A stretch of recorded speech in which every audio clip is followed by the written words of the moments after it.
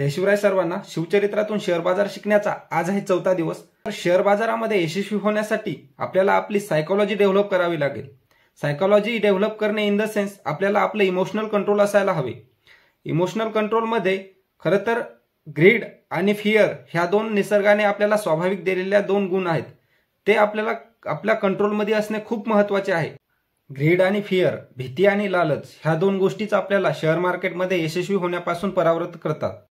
तर ग्रीड आणि फिअर, भीती आणि लालच ह्या शेअर मार्केटमध्ये कशा प्रकारे रोल प्ले करतात, तर आपण एखाद्या ट्रेडमध्ये एंट्री मारली, तर एंट्री मारल्यानंतर आपण तो ट्रेड आहे आपला पूर्ण एसएल कडे येत असेल, तो ट्रेड आपण पूर्ण एसएल घेत नाहीत, एसएल व्हायच्या अगोदरच आपण त्यामधून एक्झिट होतो आणि तो ट्रेड आपला एक्झॅक्ट एसएल हिट न करता आपल्या टार्गेटकडे जातो आणि टार्गेट हिट करतो आणि परत आपण इमोशनली डिसिजन घेऊन परत एखाद्या दुसऱ्या ट्रेडमध्ये आपण लॉस करतो।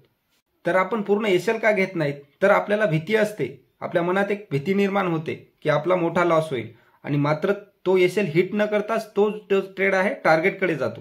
आणि या विरुद्ध बघायला गेलं तर आपला जो ट्रेड आहे आपल्या टार्गेटकडे जात असेल आणि टार्गेटकडे जवळजवळ गेल्यानंतर आपण त्यामधून एक्झिट होतो, आपण पूर्ण टार्गेट घेत नाहीत, कारण आपल्या मनात परत भीती निर्माण होते की तो जर टार्गेट हिट केलं नाही आणि तिथूनच बॅक झाला तर, त्यामुळे आपण छोटा प्रॉफिट घेतो आणि छोटा प्रॉफिट घेतल्यानंतर तो जो ट्रेड आहे तो थोड्या वेळाने थोडासा रेजिस्टन्स असेल तर तो रेजिस्टन्स ब्रेक करून टार्गेट देतो। टार्गेट दिल्यानंतर परत आपल्या मनात रिग्रेट होतो, आपण पूर्ण टार्गेट घेतलं नसल्यामुळे आपल्या मनात परत ग्रीड निर्माण होते, लालच निर्माण होते की आपण पूर्ण टार्गेट घ्यायला पाहिजे होतं, आपलं थोडा जास्त प्रॉफिट झाला असता। त्यामुळे आपण इमोशनली दुसऱ्या ट्रेडमध्ये एंट्री मारतो आणि दुसऱ्या ट्रेडमध्ये आपले लॉस व्हायचे चान्सेस हाय होतात, कारण आपण इमोशनली दुसऱ्या ट्रेडमध्ये एंट्री मारलेली असते। त्यामुळे आपण आपले इमोशन्स जे आहेत ते कंट्रोल असणे खूप महत्त्वाचे आहे। इमोशनल कंट्रोलमधील आणखीन एक गुण म्हणजे पेशन्स, संयम। प्रसिद्ध इतिहासकार स्कॉट वॅरेंगला शिवरायांबद्दल म्हणतो की महाराजांच्या भावना त्यांच्या काबूत असत आणि शिवरायांच्या भावना त्यांच्या काबूत असत ह्या ठिकठिकाणी आपल्याला शिवचरित्रात पाहायला मिळतं।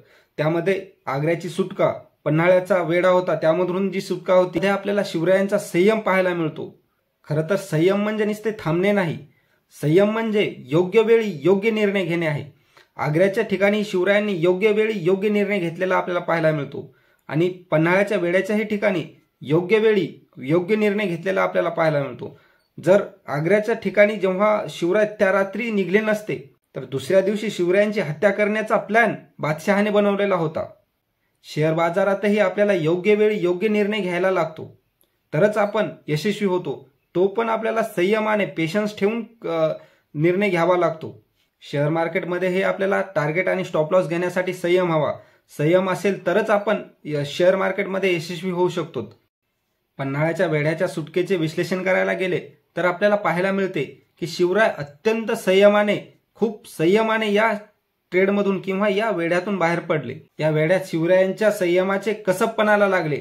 आपणही एखाद्या ट्रेडमध्ये, एखाद्या स्विंग ट्रेडमध्ये असेच अडकतो, तेव्हा आपलेही असेच संयमपणाला लागलेले असते। तेव्हा मात्र आपण कशा प्रकारे आपण इमोशनली त्यामध्ये डिसिजन घेतो त्यावर आपला ट्रेड तो सक्सेस होतो किंवा लॉसमध्ये जातो, ते आपल्या इमोशनलवर डिपेंड असते। तर शिवरायांनी संयमाने या ट्रेडमध्ये किंवा या वेढ्यातून बाहेर पडण्यासाठी व्यवस्थित मॅनेजमेंट केली। आपणही अडकलेल्या ट्रेडमध्ये व्यवस्थित रिस्क मॅनेजमेंट करून, व्यवस्थित मॅनेजमेंट करून आपल्याला बाहेर पडावे लागते। आता शिवरायांनी बघा याही ठिकाणी व्यवस्थित एसएल लावला होता स्वराज्याच्या सीमेवर, त्याच प्रकारे आपल्यालाही आपला जो एसएल आहे, आपलं कॅपिटल प्रोटेक्ट करणं खूप महत्त्वाचं आहे। शिवरायांनी जसं स्वराज्य प्रोटेक्ट करून प्रत्येक लढाई लढली, तसंच आपल्याला आपलं कॅपिटल प्रोटेक्ट करून आपल्याला ही प्रत्येक लढाई लढत जायची आणि हळूहळू आपलं कॅपिटल वाढवायचं असतं। त्याच प्रकारे ज्या प्रकारे शिवरायांनी केलं, खरं तर शेअर मार्केटमध्ये आपलं कॅपिटल हे शस्त्र आहे आणि शस्त्रच जर आपण हरवलो किंवा आपलं पूर्ण कॅपिटलच वाईप आउट झालं तर आपण लढाईच लढू शकत नाही। विदाऊट शस्त्र घेऊन आपण लढाई जिंकूच शकत नाही। शिवरायांनी ज्याप्रमाणे संयमाने इमोशन्स कंट्रोलमध्ये ठेवून प्रत्येक वेळी प्रत्येक ठिकाणी आपलं कॅपिटल प्रोटेक्ट करून, म्हणजे आपलं स्वराज्य प्रोटेक्ट करून, स्वराज्य प्राणपणाने जसं वाढवलं, त्याचप्रमाणे आपल्यालाही आपले इमोशन्स जे आहेत ते कंट्रोलमध्ये ठेवून व्यवस्थित मॅनेजमेंट करून प्रत्येक ठिकाणी टार्गेट आणि स्टॉप लॉस घेऊन आपलं कॅपिटल प्रोटेक्ट करत करत आपल्याला आपलं कॅपिटल हळूहळू वाढवायचं आहे। तरच आपण शेअर मार्केटमध्ये यशस्वी होऊ. मेन आपलं उद्दिष्ट हेच असायला हवं की जोपर्यंत आपली सायकोलॉजी डेव्हलप होत नाही तोपर्यंत आपल्याला आपलं किमान आपलं कॅपिटल जे आहे ते कॅपिटल प्रोटेक्ट करता यायला हवं. एकदा का आपण कॅपिटल प्रोटेक्ट करायला शिकलो नंतर हळूहळू आपण प्रॉफिट पण करायला शिकतो. तर आजच्या व्हिडिओमध्ये एवढंच. जय शिवराय.